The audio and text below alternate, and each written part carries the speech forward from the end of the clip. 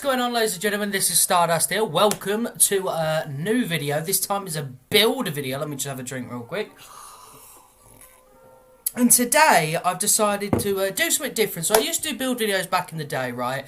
Obviously you've just seen a video there. Absolutely wipe Maestro away, alright? And people will say, yo, before I get into this build, people will say, yo, battery effects. Why are you just using gamma? Now, my friends, let me tell you. So gamma is one of those sort of effects that damages an enemy over time. It's one of those damaging effects. Not like Pin, where it shrinks an enemy or, you know, anything like that. The gamma is one that hurts an enemy, right? So I thought to myself, you know, because you'll see in a minute, I have a really good gamma piece, two good gamma pieces. Let's go all out with it, right? And that's kind of where you were managing to get the effects of what I did to Maestro moments ago. And obviously, Superior Iron Man's out. I got Throttle because I prefer that version. Oh my god, wait. Gas. Anyway, so obviously I wanted to go into this a little bit. So we'll start off here. So we've got, to kick things off merry and good, we've got a Brazen Shield Payload Gauntlet. Now, I got this from DNA Chest. Obviously, you can get them in vaults and stuff like that. So, as you can see, a 36.6% chance that melee critical attacks will activate a shield payload on the enemy target. Means nothing. Means absolutely nothing, right? 17.5% increased status damage from heavy attacks. Now, you'll notice that was one of the reasons I didn't straight away go for the and all that. 23.8% increased status damage for all weapons. Now, obviously, that stacks with the lasers. Mwah, chef's kiss. Now, for anyone who doesn't know, and you're probably thinking to yourself, well, you did a bunch of melee attacks, so how's that work? Precision, for some reason, is stacked with lasers. So even the melee attacks work with precision, right? So as long as you're doing something with the lasers, it works with precision damage. Not sure why that's a thing. Just is, right? So obviously I wanted to work towards that. But 60% intensity, 56 resolve. Obviously I need a bit of defense anyway, because you're going in, you're pretty much doing a melee build. Well, you are, essentially, right? And intensity 60 is obviously to make sure that they get affected by the gamma. Otherwise, you know, what's the point? We've got Repulsors of the Storm here. We can see Superior Iron Man's beautiful blue eyes. Resolve 47, Precision 48, Efficiency 46, Repulsors of the Storm. Now, of the Storm should be a giveaway that I got these from the Tachyon Rift. Repulsor attacks deal gamma damage. Laser attacks deal gamma damage, and 57% chance when hitting an enemy with a ranged critical attack to activate a Tachyon Surge. Now, here's the beauty of it. So, you'll notice, I'm not sure if it came up on that gameplay before, but basically, if you obviously shoot someone with a laser for so long in the head, it's going to keep giving you ranged critical attacks, which activate the Tachyon Surge really easily. So you've already got Tachyon Surge for your status, your status damage by 50%. You've got the You've got these two pieces here, the 23.8% increased status damage and 17.5%. It all stacks.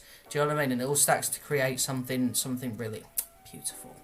Next piece, 56 Valor, 53 Precision, and Chance Perfect Dodge grants a short damage buff. Now, that's pretty much the only reason I really picked it up. I mean, granting a willpower burst when critically injured is obviously a good thing as well, because I get it's a melee build and we get into the nitty gritty of it. Aim guard's also decent as well for the time when I need to, you know, shoot out my laser.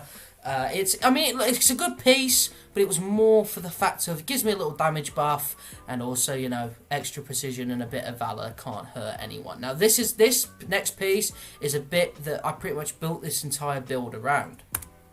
So, proficiency 47, precision 47, resolve 47, lethal Tachyon Surge, 17.8% chance when defeating enemies to temporarily activate a Tachyon Surge. So of course, think about it, keep more Tachyon Surge on, and then you've got increased the amount of gamma damage done with any attack by 20%. More damage put towards that gamma status effect. Do you guys see what I was doing now? And increases charge rate of heroic support ability by 18%. Now, of course, reason being for that is, because when you do the bubble move with, you shock the enemies nearby and stuff like that, even though it doesn't cause a battery effect, it weakens them more and increases your damage So obviously, you have all this, tachyon stuff going on. You've got all this status stuff going on. Activate the bubble, you got even more damage, and obviously, beautiful stuff will ensue. So, and as you can see as well, I have the Tactagon. I didn't get an image for this one, but Tactagon basically increases your status damage by even a little bit more. So again, it all works into it. So 50% increased stun damage from heavy combo finishers. See, more stuff towards that heavy attack style gameplay with the lasers. Increases charge rate of heroic ultimate ability by 7.8%. Won't really use Hulk Buster often, but this is pretty much just a triple stack of precision. The heavyweight impulse with just a really good bonus alongside that. Norn Stone of Endless Bounty, Resolve 58, Precision 53. The perks are nothing, it's literally just for the stats, to be perfectly honest. So now I'm going to go into the skills, right? And I've decided to not go through every single skill. But I just want to show you guys the things that you desperately need for this build. Right, if you want to do something like this, these are the sort of things that I think you should personally go for. At least the things that pop out in my head, right? So, we've got this. Increases the damage of all combo finishers by 25%. Now, see, here's the thing. When you hit that last laser shot, it's a combo finisher, right? So not only have you got the laser, not only have you got the status damage, not only have you got the bubble to increase your damage, potentially the damage buff, you've also got 25% there extra, right? So it's even more damage, damage, and my resolve's pretty decent. So this isn't a glass cannon, you know what I mean? It's good. Here we go. So we've got increases all ranged attack damage by 15%. Again, because it's a ranged piece for some reason, you want to put all you can into that. There's also underneath it, literally underneath it, is increasing critical attack damage. But I think that, just having raw damage is probably for the best, especially when, my proficiency isn't the highest. Increases stun damage for all laser attacks. Reduces the intrinsic energy cost of using aimed fire for the laser weapon by 10%.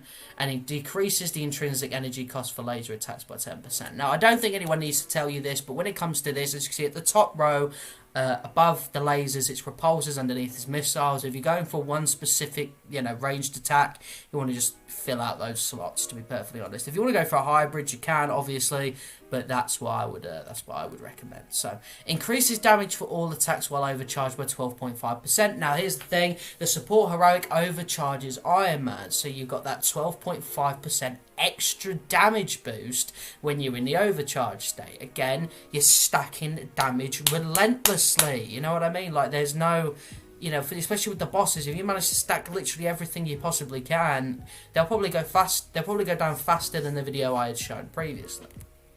But anyway, so that's it. That is all she wrote with this build. Let me just go right to the start there.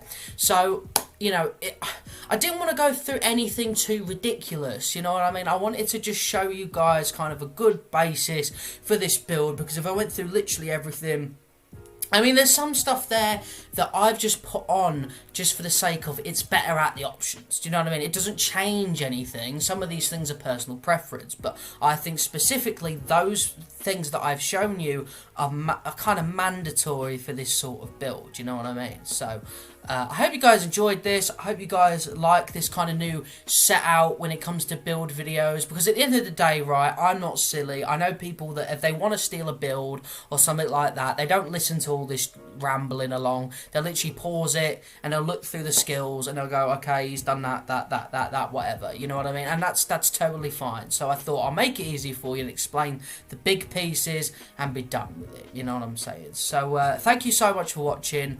I'm going to be streaming later on tonight, reacting to the dev stream. And thank you all for watching. I'll see you later though. Tell me pretty lies, look me in the face, tell me that you